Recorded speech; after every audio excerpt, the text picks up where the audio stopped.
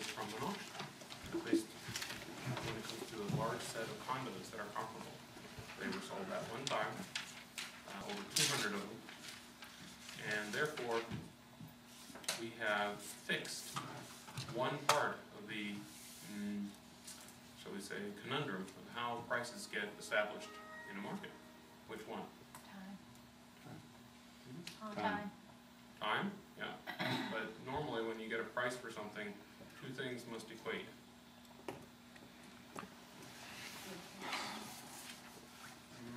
Comparables? Supply and demand, yes. And in this case, we have completely removed one aspect. Which one? Demand? No. Supply? Very good! Yes. If you fix supply, now the only changes you're going to see are the buyer's behavior, right? Everything is driven by the buyer. So when we see these prices, they should tell us something about how the buyers value different aspects of the condos. Yes? That is valuable information for Developers. developers. Exactly. It tells you something about what you should weight, you know, and in general it tells you something about, you know, should you have a larger living room, should you have a larger bedroom, larger or more bathrooms, how much is it worth to have Corian countertops or 20-foot ceiling in the great room or whatever they call it. There are also all these things that we can pull apart using regression that you can actually get numbers for, and they will therefore guide your decision making in the future. This, however, is extremely unusual because, again, 200 some condos on the market for auction at once. It doesn't happen very often. The only other data set I know of that's comparable sold cough syrup or something in the 20s and 30s, and they didn't change the product for like 15 years, and they looked at monthly reactions to sales from advertising. It's the only time you can actually see that the sales are gently moved depending on advertising. And it wasn't, you know, like you change double advertising, you double sales. There was a very clear lagged effect for how long. Like if you to increase sales, you had to increase advertising over a long period of time. Here, though, we're going to learn about the buyer's valuation. They looked at condos that were in two buildings, but these buildings are connected. So you can walk between buildings at every single floor. And there are 8 floors. So in order to get over here, you actually have to get on the elevator, go up, walk all the way over. Now, would you want to be close to the elevator or further away from the elevator? Further away. Further away. Anybody want to be closer? Yeah, I want to be close. Yes. But usually I get somebody saying they like the convenience of living close to the elevator. Yeah. But that said, you know, it's a judgment call for each and every one of you. However, what is most important on average is something the data will tell us. Which is most valuable? Well, first of all, the first floor, the ground floor opens up, so you can go straight out to the ocean. Okay? So what's most valuable? First, second, third, fourth, all the way up to 8th floor.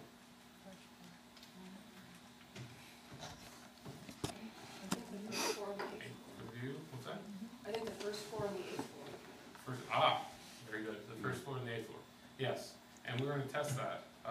But if we were to look at one single direction of change, do you think it would be more valuable to live in lower floors or higher floors? Higher. Higher. Except for the first floor. Except for the first floor. Good catch. What about view? Now, you mentioned view. You have the ocean view, or this is called the bayside view, where you actually only see a thin sliver of blue. So instead, you have an unobstructed view of a lovely parking lot. Yeah. Your odd numbers are going to be better. Right. In addition, you've got an obstructed view in this column, slightly obstructed, but we code for that. That's what's called a view. So question. You think it's going to be worth more to live on this side, right, to see the ocean? Yes? But will the detraction from having an obscured view be as much as you have gained from seeing an ocean? No. If it did, it would be a very goofy, or really, really ugly view. So no. What else? Oh, furnishings? Would you want furnishings or not? No. Okay. Again, that is driven by the data. Of course, it is also the mid-70s, and I still see visions of bird orange sofas. So I wouldn't.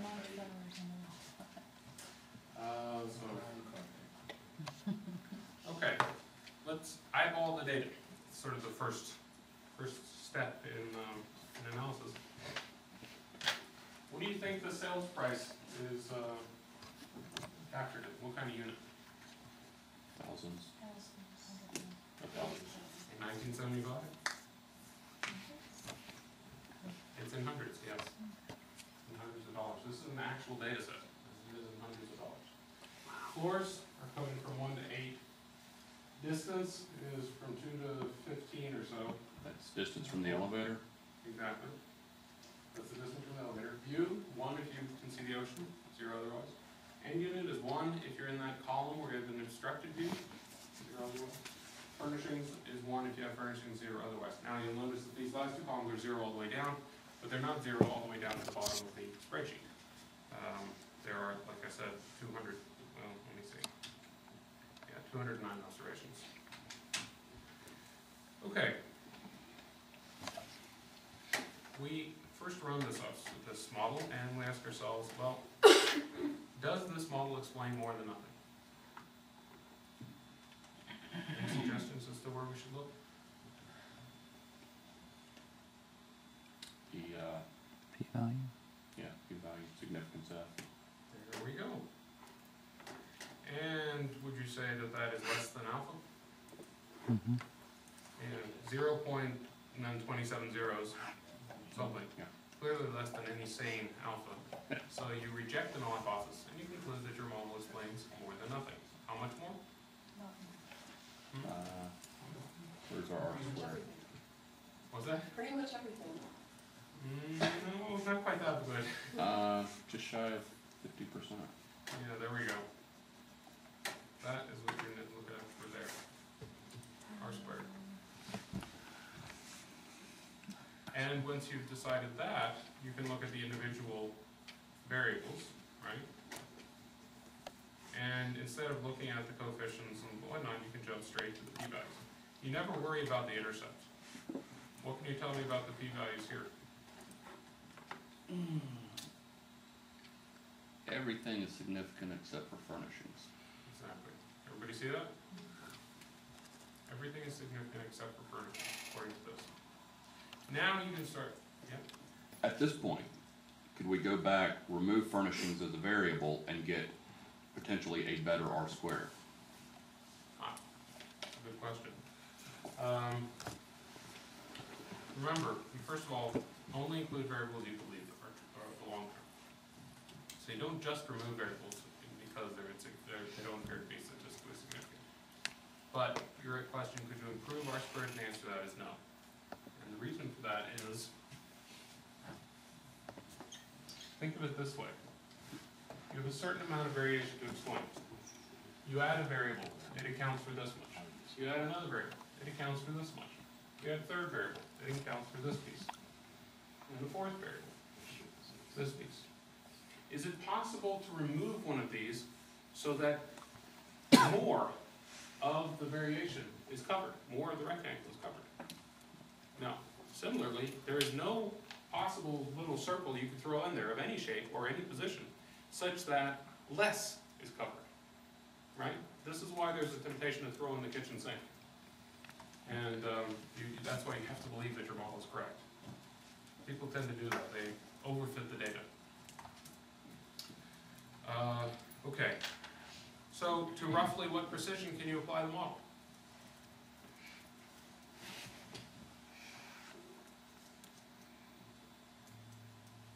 Okay. Anybody remember what I'm asking for there?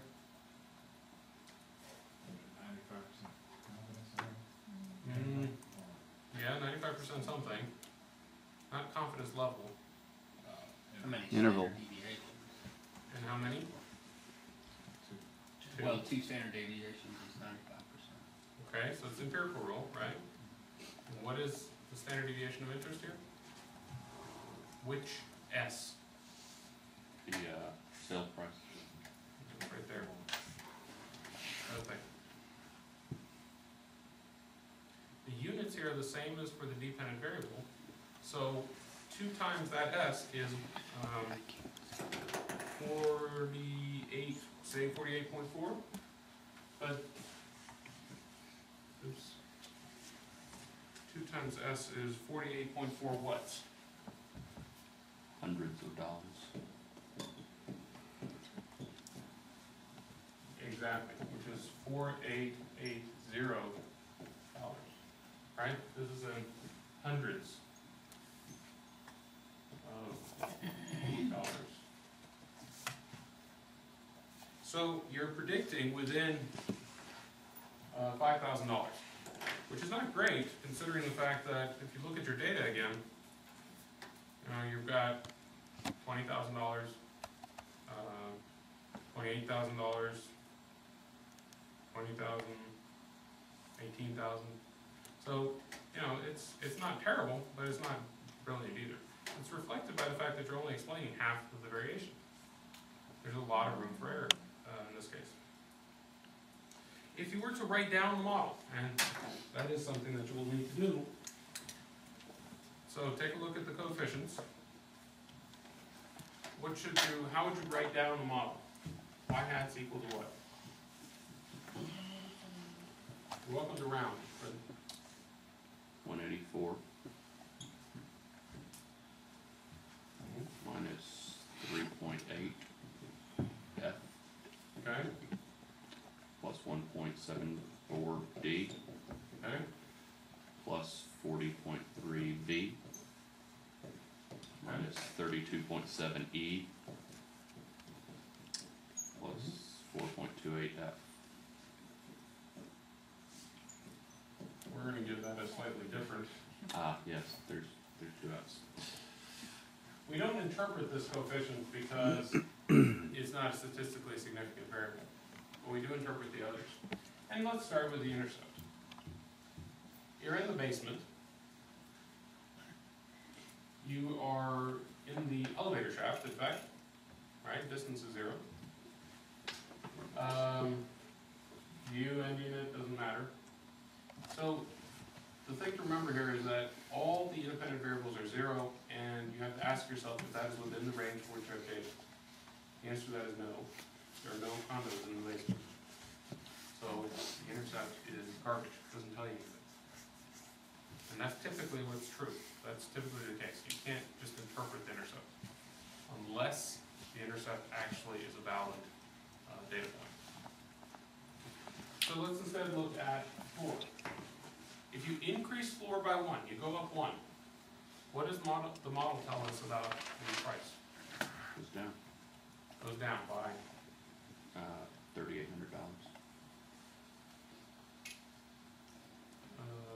$3,800? No, $380. Yeah, 3.8 hundreds of dollars, so, right. It's hard to work in hundreds of dollars. Yes. Recognize that. Okay, any questions on the interpretation of that? Okay, then tell me your distance, what's more valuable, privacy or convenience? Convenience. Is the range, Privacy. I'm not looking at so much at the range as the sign. Is it positive or negative? Okay. Positive, so which is more valuable?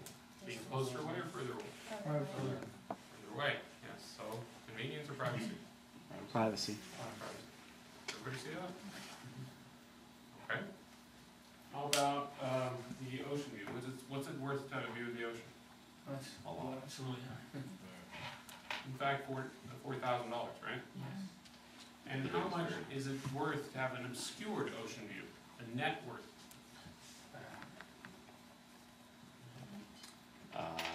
Yes.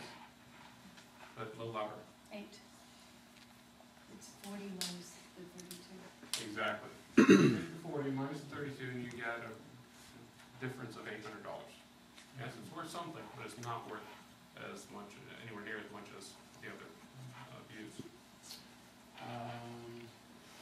Yeah, and like I said, we don't interpret that. Now, let's look at that first observation. If I gave you this data, could you tell me what the model suggests is the predicted price? What should we do? Would be, 184, minus 3.8, Yep, plus 1.74 times 2, right? and that's it. Yep, so all these are 0, right? I'm writing it down once, just so we have it. And when you calculate that, that's, let's see. Those this roughly is cancel each other. Virtually. So that's 3 point, 183.7. how much? 183.7. Okay. Any questions on how to plug in the numbers to get predictions? Now, Excel will do that for us, if you ask it to. So here we have the predicted. So, Excel, we've rounded less here, which is why we have slightly different answers. And the residual is just y minus y bar, right? The actual observed sale price was 19,900, and this estimate was 183.7, so we get 15.3, and to a first order, well, to within rounding, that's what this is. The standardized residuals just look at how many standard deviations away from expected or observational. Let's see, so we've talked about this.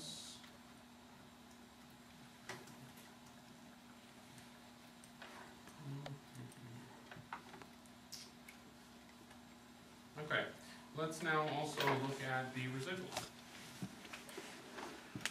I would claim there's not really much of a pattern there. Remember, if you see a pattern, you also have to be a little bit careful. Have we talked about staring at a TV with no signal? You stare at one long enough, especially if you're in the right frame of mind, you will see a pattern. And one way to use statistics is as a shackle, or as shackles. To force yourself to make sure that the pattern is really there, not just in your head. What's happening here in the middle?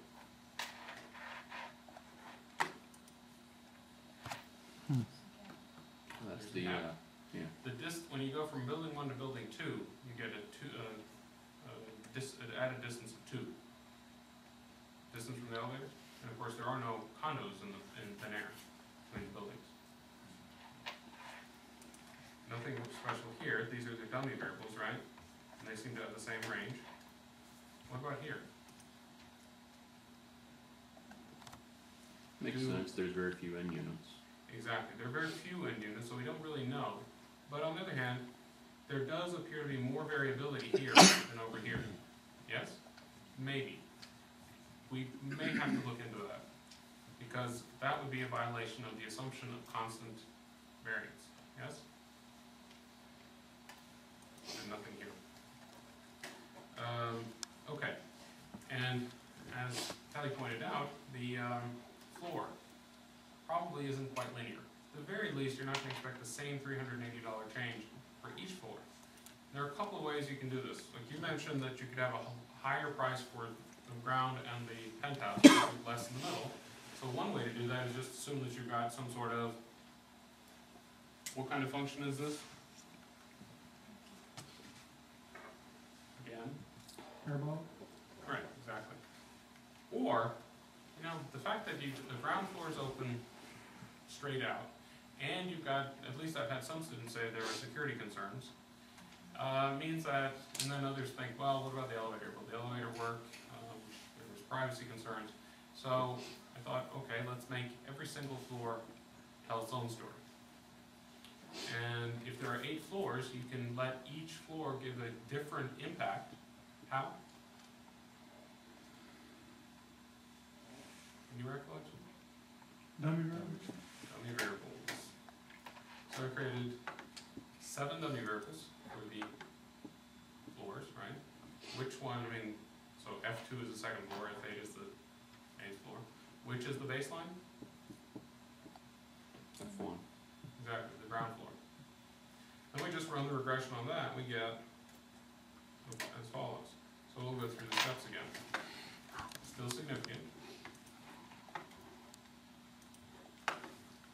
R squared has increased, in fact, it cannot decrease in a situation like that. Let's look at those p-values again. First core. The furnishings, really in a situation like that, you really only need 2 to be statistically significant, but do we only have 2 here? How many of these are statistically significant? All of them. All of them, very good. So clearly this is a valid approach.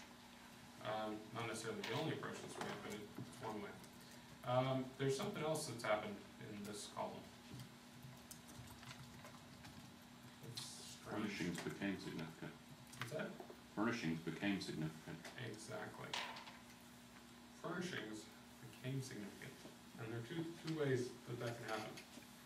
The reduction in noise, but that's not immense, right? That's only about 4 percentage points. But this has gotten larger. And that's also because of the parameters are just not that stable with that amount of noise. To roughly what precision can we apply the model?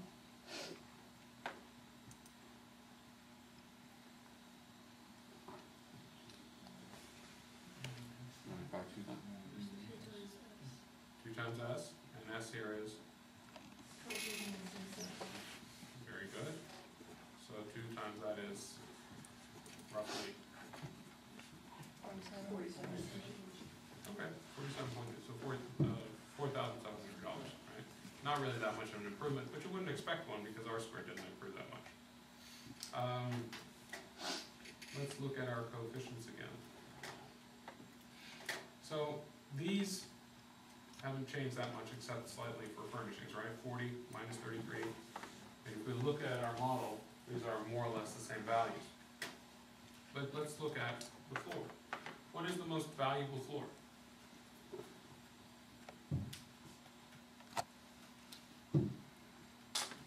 Fourth. Well, first. Exactly, the ground floor. Every other floor has a reduction in value, yes? What's the least valuable floor? 5, exactly. So if you go from the ground floor to the first floor, holding all else equal, what is the average effect?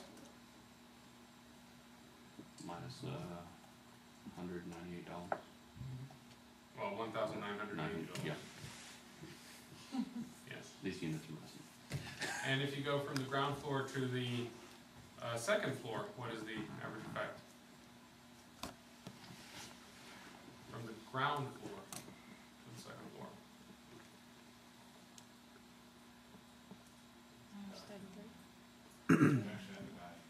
Which is how large? Minus 3,000? No. See, here's how it works. The way you have to go back to your equation.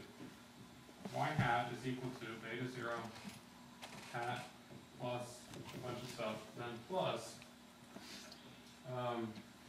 delta F2 times I, well, actually times F2.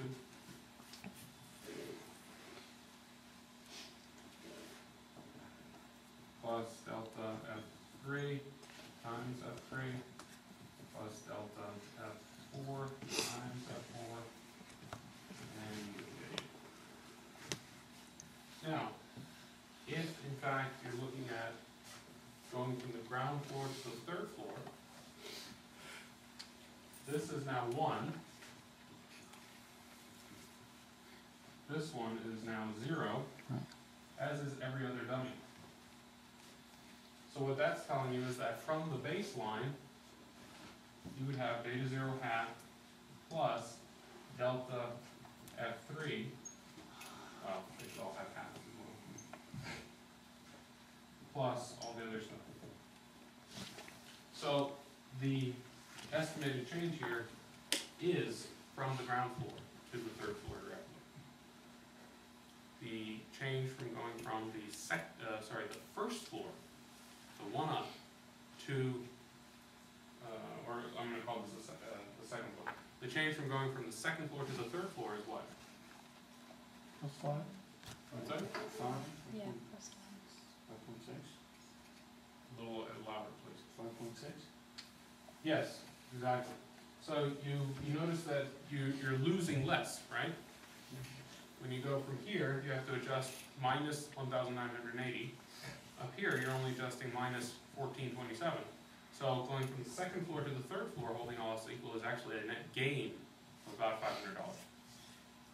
Any questions on that? What was going from the first floor to the third?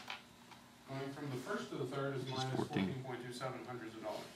Minus 1,427. Holding, when you hold all else equal. And you'll notice that the penthouse is actually worth less than several of these. Why exactly the third floor is so valuable? Well, maybe there's a security problem in the elevator, not that good. I don't know. But any questions on the interpretation?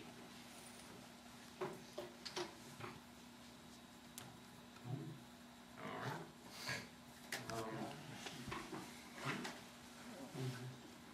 So, None of these seem to change much. Unfortunately, the end unit problem has remained with us, but you just have more of these now. But they all look more or less the same.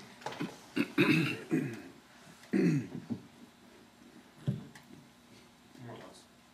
so even though, we can't really see a trend within floor as a variable, it's still statistically significant. We can see a trend. If we just did a linear trend, we'd have this.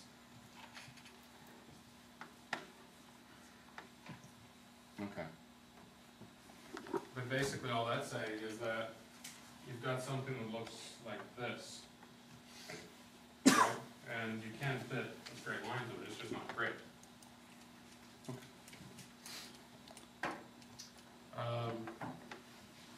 Yeah.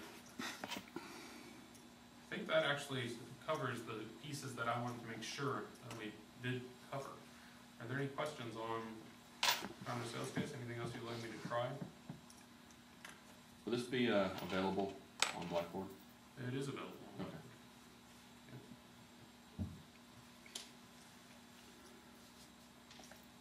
No? Okay, well, this, Jeff, Tim? Are the highlighted values the only values that we really need to be able to explain at this point? Well, you do need to know the relationship between the coefficient, the standard error, the t-stat, and the p-value. The relationship, which we talked about earlier.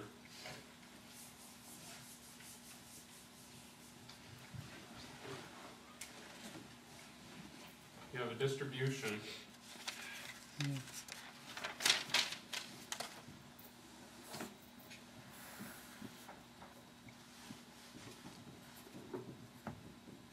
You have a distribution under the null, t-distributed. The standardized test statistic is beta 1 hat divided by the standard error. And that's t distributed with degrees of freedom equal to n minus p plus 1. So this is your t-stat, right here. And it's this divided by that gives you this. And then the p-value, if this is the value you ended up getting, minus 5.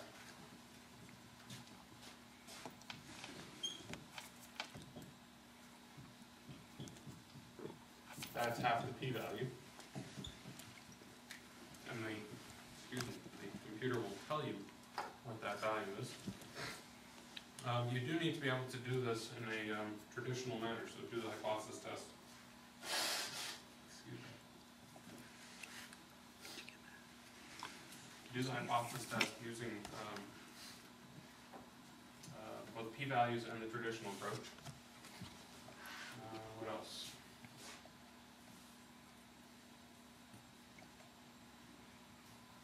If you see in ANOVA, you should be able to tell me how many observations there are. Not 208, it's, Thought we had 200. we have more than 200. No? Okay. Okay, so regression degrees of freedom is the number of independent variables. Residual degrees of freedom is n minus p plus 1. So this is p, 5, plus 1, 6. N minus 6 gives us 203. So in total, there are 209 observations. Total degrees of freedom is n minus 1. That's also 209. Sum squared errors, I don't expect you to actually calculate that. You just need to know what they are.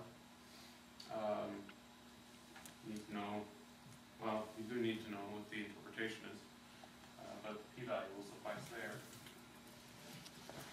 You do need to know, the difference between residuals and standardized residuals. Well, never mind the standardized, but at least what a residual is. I haven't highlighted that. The number of observations is also listed directly here. And the residual is the difference between your actual and where you expected. Precisely. But I mean, if you got the highlighted ones, well, let's see. That one you either have to calculate or interpret. It's not a bad idea to be able to interpret these. Notice that these are the same. These are just confidence intervals for the slopes.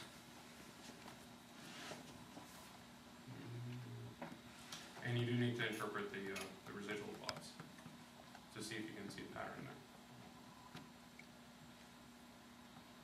I think that's the main issues. I should probably just highlight all these.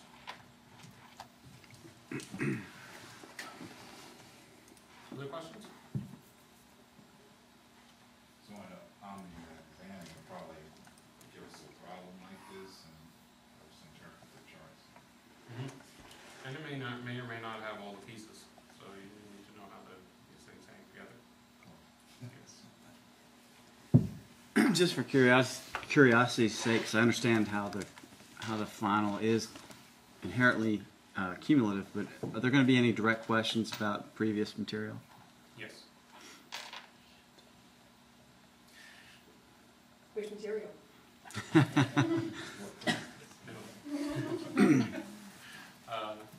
Well, the reason for that is I find people study differently for in class than out of class. So it's a good idea to make sure that there are some questions, but clearly an overweighting on the material you haven't been tested at all on. Other questions?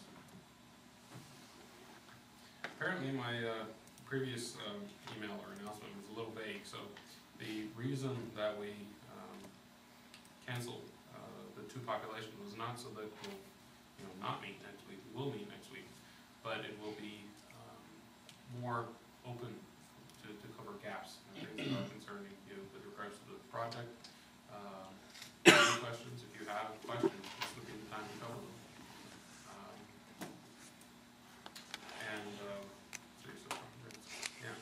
And if there are any groups that wish to be bribed in order to present early, I would be happy to give extra credit for that. So any questions on the plan? How significant of a bribe is it? Well, I keep saying this week that it's negotiable, but I'm thinking about 5 points.